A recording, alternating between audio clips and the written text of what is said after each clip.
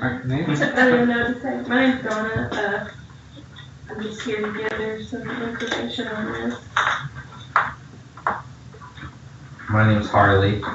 Pretty much the same as Donna. My name's Angela, and I'm here to gather the information as well.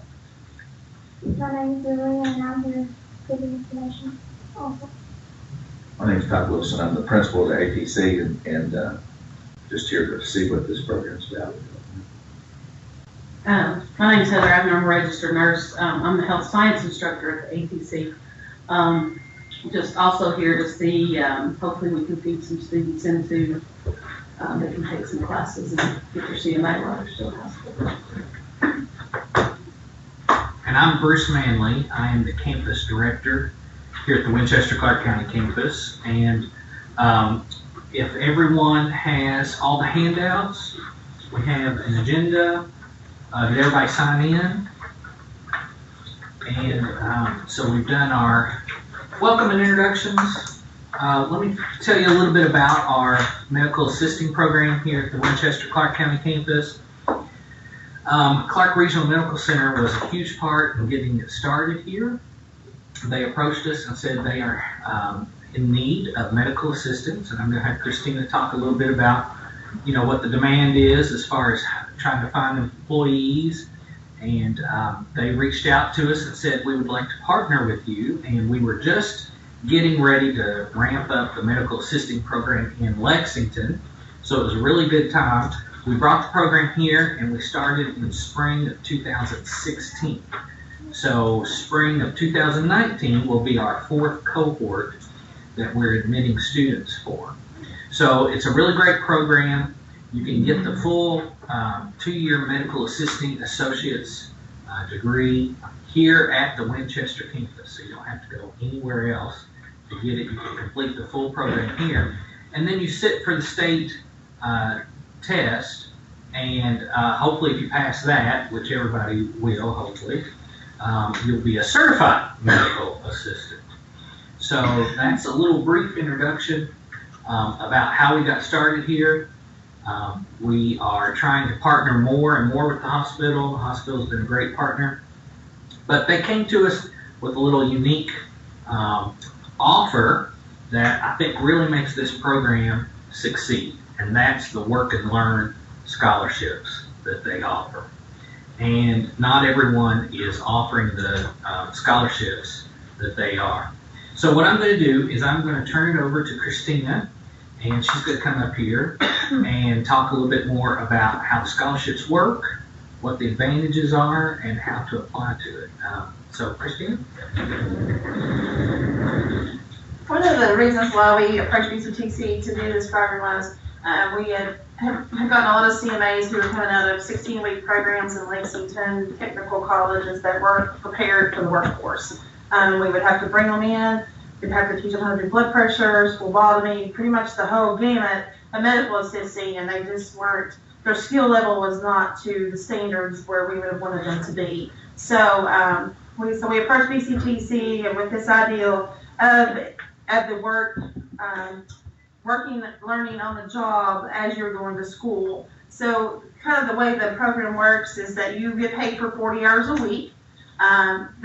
Most time, 2 of those days, you're in class, but you're getting paid to sit in class. We do have requirements that you keep maintain a certain GPA while you're in class. We expect your attendance to, you to go to class and your attendance to follow the attendance policy. You're actually an employee of the hospital during this time if you're chosen for this program. So you're required to, adhere to hospital policies and, keep your grade point average up. And, we have the performance expectations as any other employee as you're a student. But the good thing of that is you do get paid to sit in the classroom. So you're not only, we're paying for your college, but you're also earning a paycheck while you're in class. So I think that's one of the huge benefits to that. And then we also take into consideration during final time and all the, if you have extra tests or, you are behind, and, you come to me and say, I'm falling behind on my courses. I really need some extra study time, or you have online classes that's not necessarily on campus and you need some extra time set aside to do those. Make arrangements and the schedules for that to happen. So that is beneficial, but also you're learning as you go. So I work really closely with Ashley Jim, which is the program coordinator, on the curriculum and what are you learning and what can we emphasize that and kind of piggyback onto what she's teaching in classes that during that semester. So we have tons of different clinics. We have primary care, we have urgent care, we have a lab, we have a lot of specialty clinics. We have cardiology, oncology, general surgery, digestive care, pulmonology, we have podiatry, we have a pain management center. So we have lots of different clinics. So what I try to do is kind of rotate people through all of those clinics so you get a wide variety of experience, but also you're learning phlebotomy, you're learning how to do venipunctures, because I know you have to have so many sticks before you graduate in order to get that phlebotomy certification with that. You're learning how to do EKGs. You're learning how to, not only, the thing that I always really liked about medical assisting is you not only learn the clinical aspect of medical assisting, but you also do the clerical administration part. So within that, you learn from the front all the way through the back.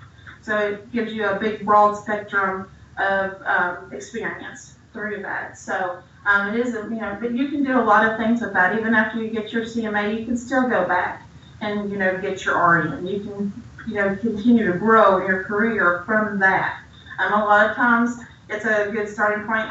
In my career, I've been actually graduated from EKU with a CMA a long time ago. EKU doesn't offer that program anymore. Most your university doesn't offer that program anymore. So, but lots changed since I graduated CMA program. But that was really important to me because when I was in my externships, we had clinicals. We went to different clinics. We did a lot of hands-on activities and that sort of thing.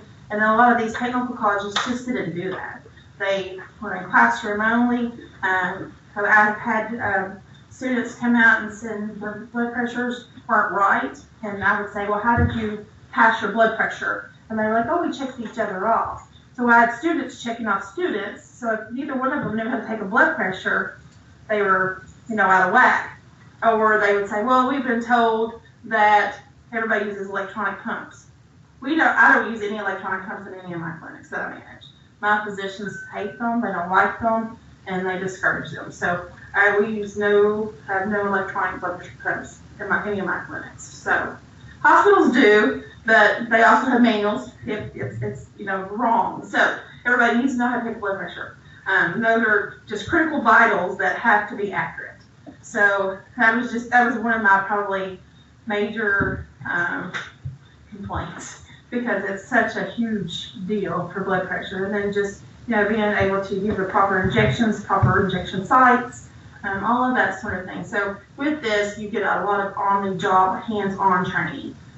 Most of your medical practices anymore have electronic medical records, so you get hands-on access with the EMR, learning how to input that information, and making sure you're getting the patient's history, and you're going to be a part of their physical exam, getting the correct vitals, and we do a lot of tests in office, so a lot of that, and then also learning the fun part everybody loves is getting your authorizations. That's straight from the end.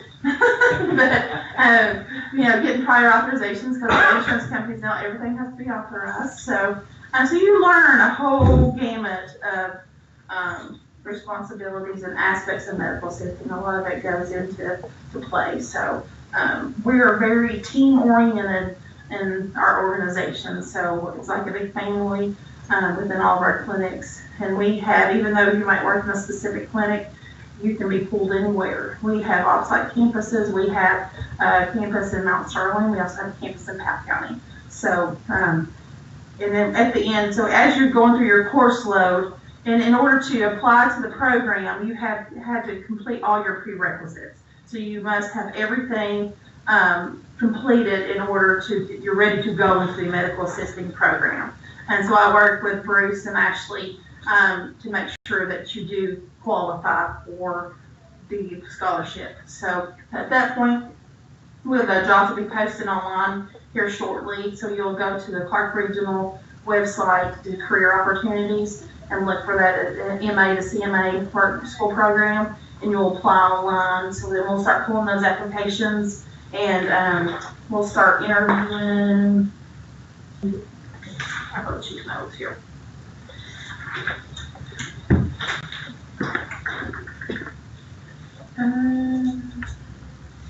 The application deadline's October the 19th, so then we will start interviewing shortly after that, and so all of our interviews are scheduled to be completed by November 2nd. So then we'll make those final decisions, and then what we always do is we have a big reception.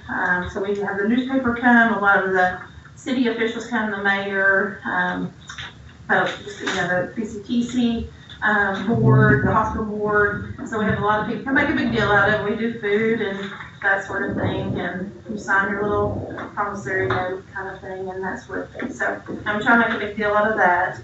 We choose 2 candidates for the scholarship positions, and so then once, if you're selected, then that you actually start in January would be when you start at school.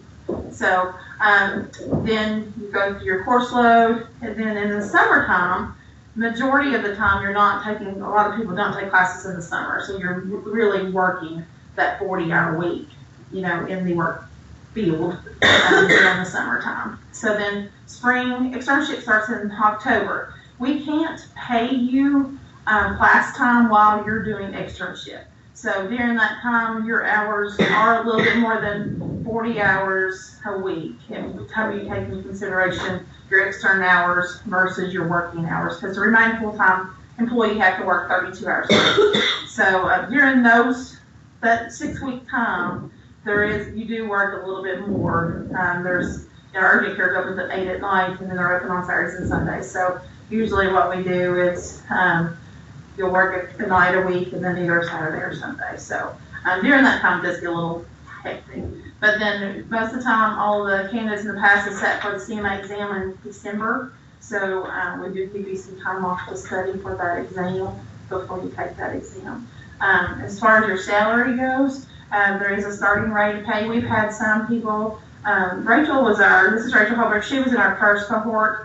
Rachel was actually my phlebotomist when I hired her as a phlebotomist. So she decided to come to do this program. So, but once you complete the program, you do get an increase in salary once you obtain your certification. And then you sign the note that you will work for the hospital for 3 years after that. One of the things with how the scholarship works is you have to use your financial aid first. So anything that your financial aid does not pay, then the hospital picks up after that. So, we pay for the books, it's your books, your tuition, all of that's included. Any questions?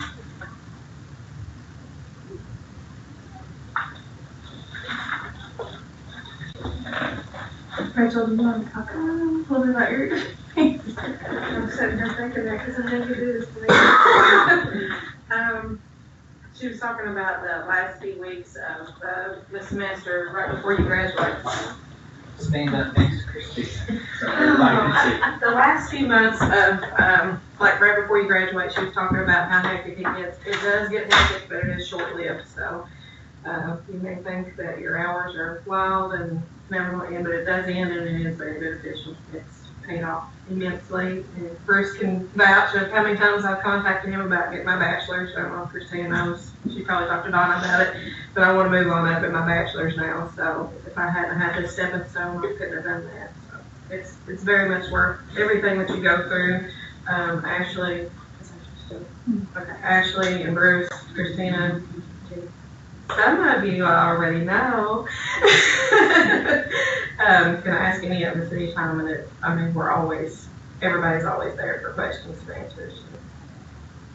We've had 6 complete the program. We have 2 currently. Out of the 6, we still have 5. So one moved to a different state. So we have a pretty good success rate with it all. So, and our goal is to build you up for success. So we want to teach you, and we want you to teach you the correct way to do things. And a lot of, especially now, I think with the CNA program going on at the high school has helped tremendously, because a lot of kids come in and they already know how to do EKG. They already know how to do blood pressure. And I think that has been extremely helpful. And some that's come through lately, even though we don't take scholarship everybody, I'm getting ready to have 6 students externship in my clinics just from the CMA program in general. So it's huge when they come in already knowing some of those basic techniques and skills sets,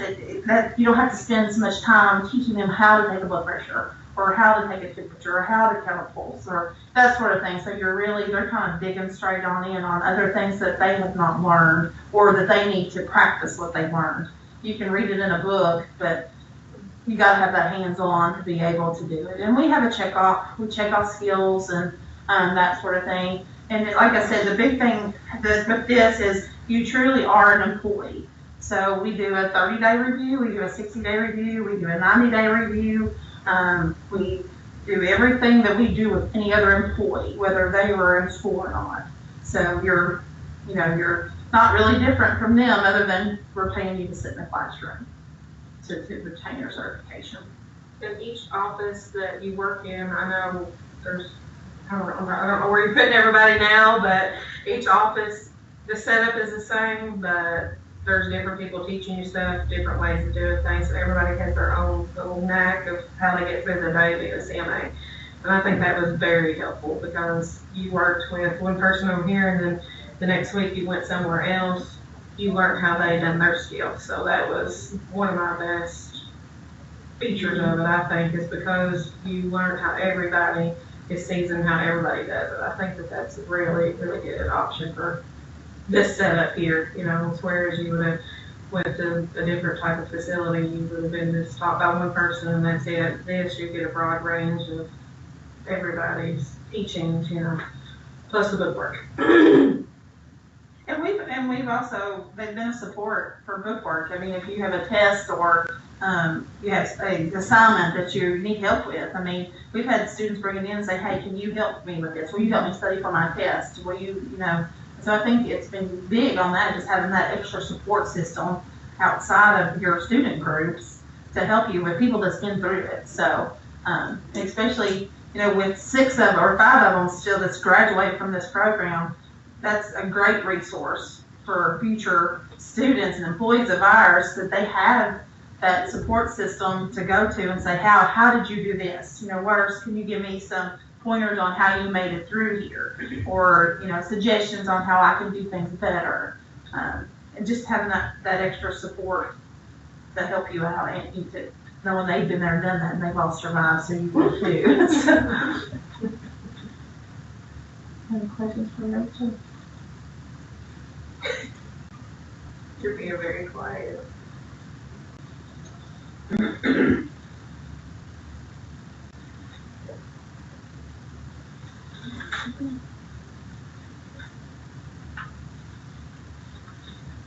So where do you all stand in your program? Are you ready to go into the program now, or are you still completing prerequisites?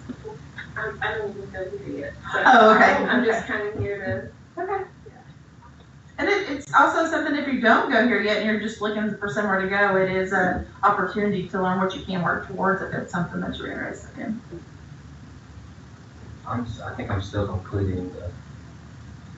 I don't think I'm quite ready yet to move into the actual program, but I will definitely keep this in mind.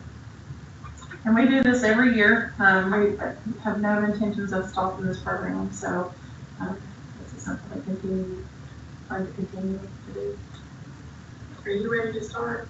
Are you in the spring is when all my stuff starts with the medical assistant. I think So your gym is your prerequisites. I know you took some stuff over the summer, didn't you? Yeah. Yeah. I thought that you would be ready to start. And what I do too is, once you apply, I actually give Bruce a copy of all of the applications. So they go through and let me know who's actually ready for the program, but they also will take the rest of, if you're not ready for that program, they take the rest of them and keep them as a recruiting tool almost to to go talk to those people to say, hey, you may not be ready now, but we want to encourage you to continue on this path. This is a program that's, you know, optional for you later on once you do complete your gen ed regs. So, and we've had some students, as long as you have, you know, you may not have every gen ed, but the majority of them may be completed a couple of classes that they've allowed them to take online as they go through this program, other than the major. I had that surprise anatomy, remember I had that one that popped up, Yeah. I had to take it during the semester. Bruce made sure everything was taken care of and I was good to go.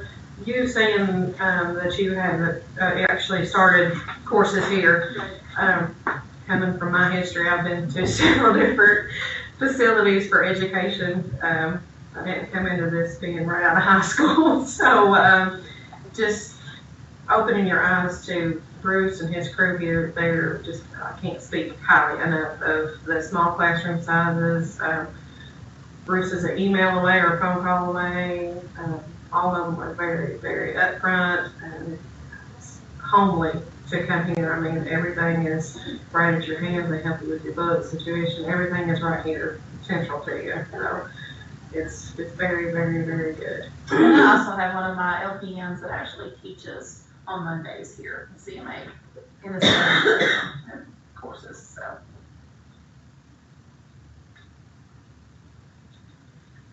If you can survive food, it's very nice.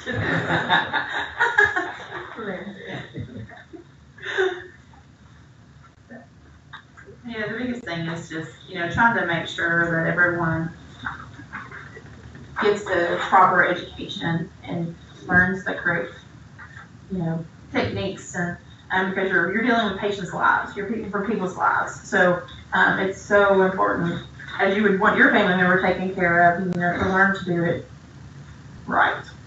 Christina, can you say a little bit about what does a CMA do again? I mean, so a CMA, job responsibilities, and most of the time they work in the medical office. There are some CMAs that work in the ER as techs.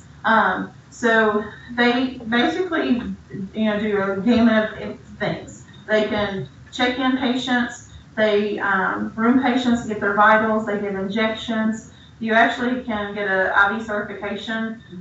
There's not a lot of places around here that does that. Louisville, I think, is the closest one that I know of right now, but CMAs can get IV certified to do IVs. We order meds.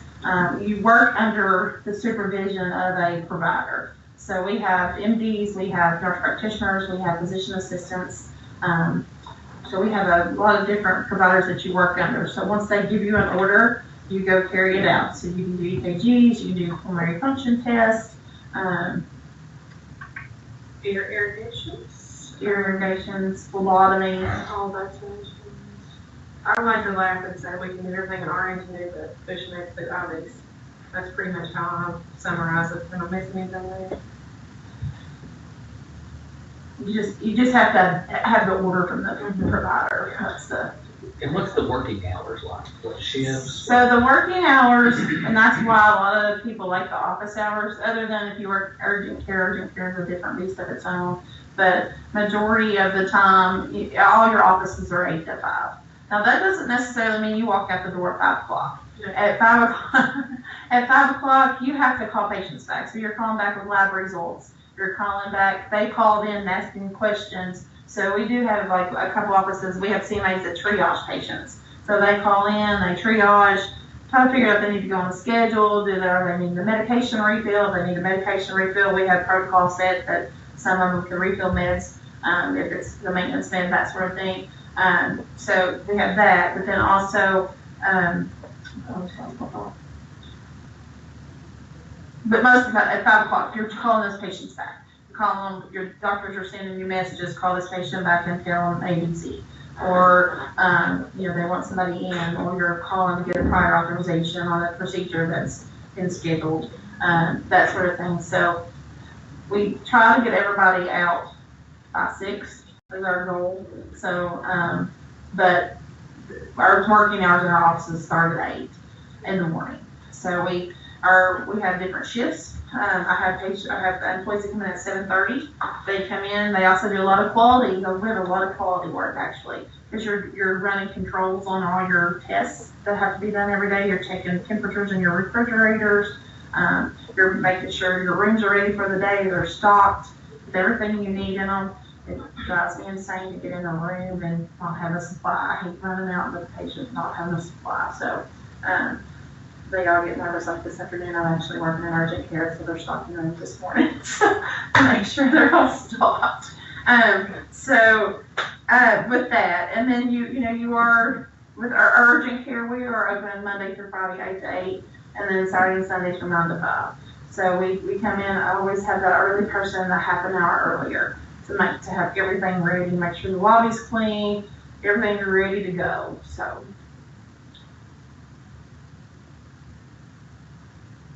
And I have some CMAs that do not like the clinical aspect of it. They like the front. They don't like the clinical. So we have CMAs that work front desk and don't want to have anything to do with giving a shot. They thought they wanted to do it. They did it. They didn't like it. And so they work the front desk. And like I said, we have 4 CMAs that do nothing but phone triage.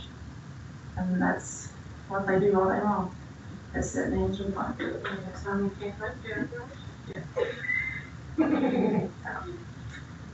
And as far as my career, like I said, I started out as a medical assistant, and I just kind of, over the years, have just went to different levels, and now I'm a director at the hospital. So I started out in pediatrics, thought I wanted to do pediatrics, did that for a while. Decided I didn't want to deal with my own child when I got home, so switched that real quick to family practice. Love family practice. I did a lot of. At the time when I was at Eastern, I did an additional OB and pediatric certification on top of the regular program. So I worked a lot with our OB patients in family practice and did OB intake, and I worked with the residents and loved that job. After my second child, I didn't go back to work. Stayed home for a while. So then I was a school nurse for 11 years. That was a education. So got a little bored with that. It's bad when you want kids to break their bones, so you have something to do. But it's okay. I gave meds all day. That was about it. So it was a little boring. So I ended up, so when I went to the hospital, I actually started out in the immediate care on the bypass, and so I was there, and that's where I started. So I did the hospital. This is my 8th year, so had a lot of growth opportunities since I've been at the hospital. So it's been good.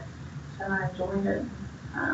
But I also contribute a lot of my business background with the administrative part and all of that, just to be able to do what I have to do today, to look at reports and spreadsheets and budgets and all that fun stuff. So, but it's nice.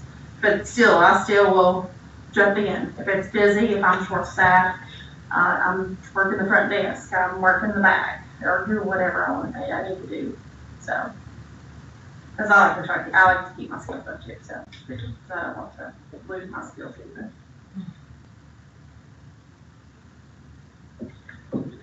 Well, let me go over,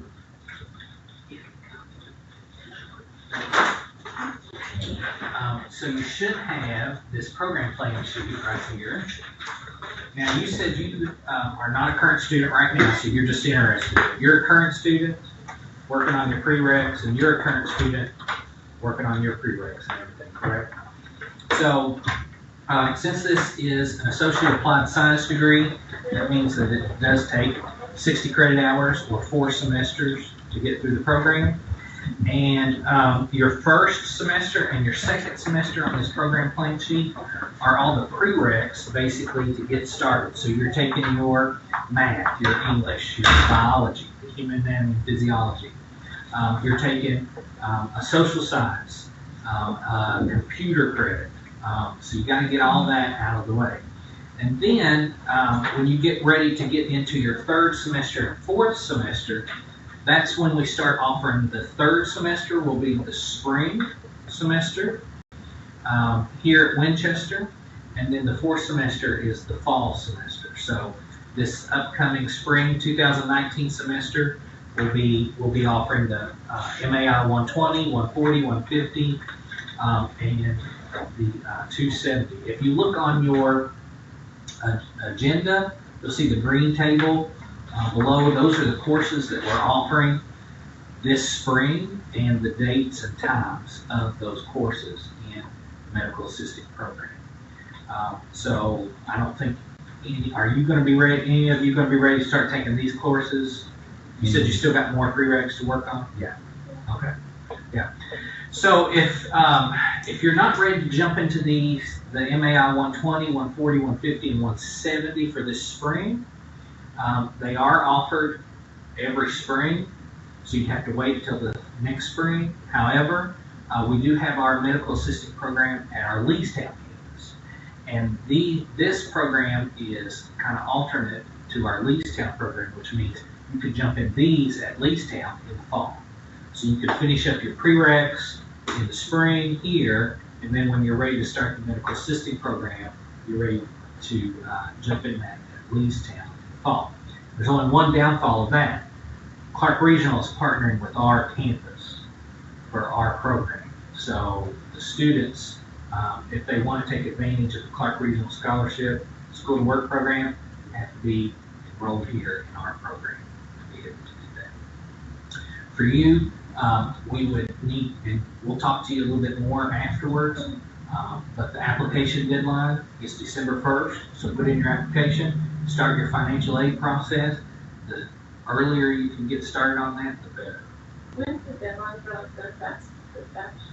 October 1st. It opens up October 1st. It opens up. It'll be Now, online. if you want to come spring, so start, our classes start January 14th, you do FAFSA now. If you want to come fall of 19, then the FAFSA opens October 1st. So I would recommend getting started and get the classes started in spring, because you're going to need those 2 semesters of prereqs. So you'll do that in spring of 19 and fall of 19, and then by spring of 2020, you'll be ready for the medical assisting program. So the financial aid's kind of the bottleneck as far as getting all the paperwork in and everything, so I would get started on it right now. It is. And then you all, do you have a lot of students you think that might be a good fit for this program? Yeah, I'm gonna take this back and talk to them, so, yeah, we have 60 in the program, the nurse aid program right now. That's great. So, a lot of them will, yeah, so I'm There gonna may be make something that Heather, for speaking of that, it'd be a good thing to maybe do an evening, one informational session with those. So we could open up the school and do something like that, yeah, because a lot of them, and there's some kids that are graduating early. I have one, she's graduating in December, one of my nurse aides, and she's gotta come back and take her nurse aid, certification, so, I mean, I think, and I see her staying, this would be interesting to her, I think. So, yeah, I mean, we could do that. Yeah. And that's a good captive audience there to go talk to them. Yeah, so, Clients. I'm okay with that. Or even if they needed to come during class, I can, we can set that up and maybe just not tell after me school, and, but you tell me and we'll classes pull them you got. out and, yeah, we have no problem with that, yeah, Because we got conference already. yeah. Yeah, I would say in class would probably be the best. But you may not can get them say- back after school. Yeah. But yeah, I mean, if you wanted to come, we can set that up, yeah, and, yeah, cause like out of the 60, you're probably gonna have several that would be interested in coming and doing CNA, they don't want to do Right. anymore. Right. But then you got something to do, but this is a stepping stone, then you could go on. I might look at that page. Okay, sounds good. Or I can, whatever. Yeah. We can get Ashley to go on too, maybe let's coordinate with Ashley, Yeah. and that'd be a good tactic. What other questions do you have? Because really this is for you to talk about questions.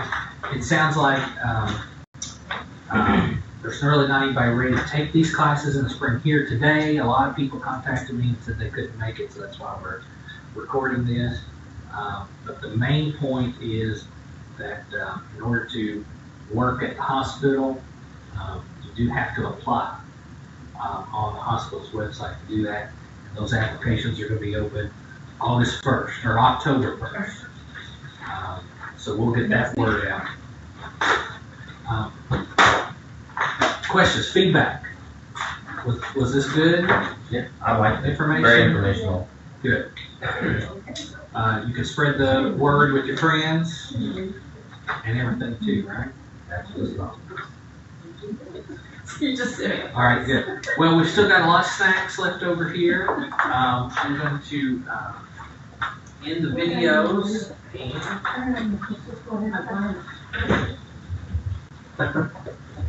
I'm good.